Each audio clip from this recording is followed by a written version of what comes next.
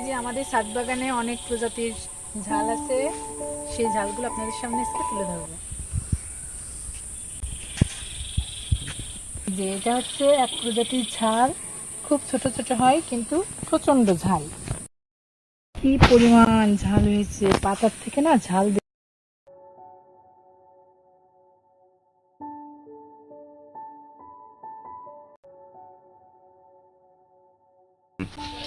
এটা হচ্ছে আরেক প্রজাতির ঝাল, এটা অনেক দেরিতে আসে, সবেমাত্র আমাদের গাছে ছোট ছোট কেবল আসছে।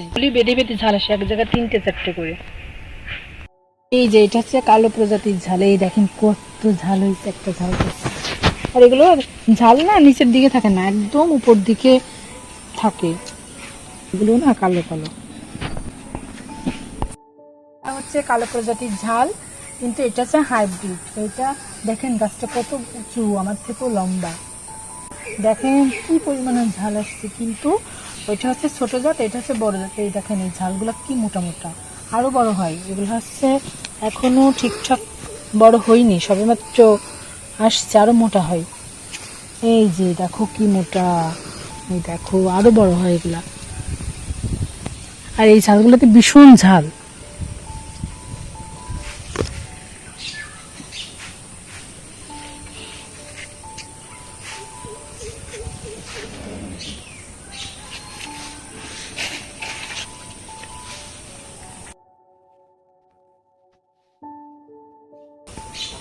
বাবা, ঝালের জন্য ডালগুলো ভীষণ ভারী।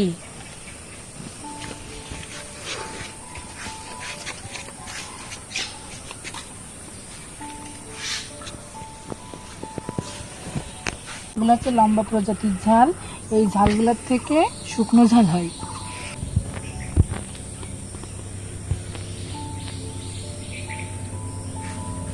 এই যে এই গাছটার পাশে আর একটা গাছ, এই ঝালটা হচ্ছে ছোট ছোট ঝাল হয়, গোল গোল প্রজাতির, হচ্ছে বেশি বড় হয় না। এই দেখেন লালচে লালচে কালার। এই যে একটা ঝাল তো পেকেও গেছে, এই দেখো পেকে গেছে। এই যে এগুলো হচ্ছে জিয়া ঝাল, এগুলো এখনো পরিপুষ্ট হয়নি, পরিপুষ্ট হলে পরে একদম গাঢ় সবুজ কালার ধারণ করে।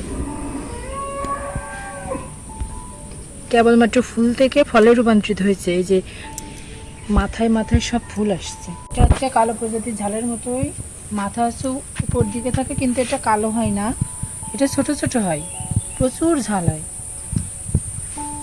আমাদের ছাদে এই 7 প্রজাতিরই ঝাল আছে, আরো অন্য প্রজাতির ঝালের সন্ধান পেয়েছি, আনার চেষ্টায় আছি। ধন্যবাদ, সবাই ভালো থাকবেন।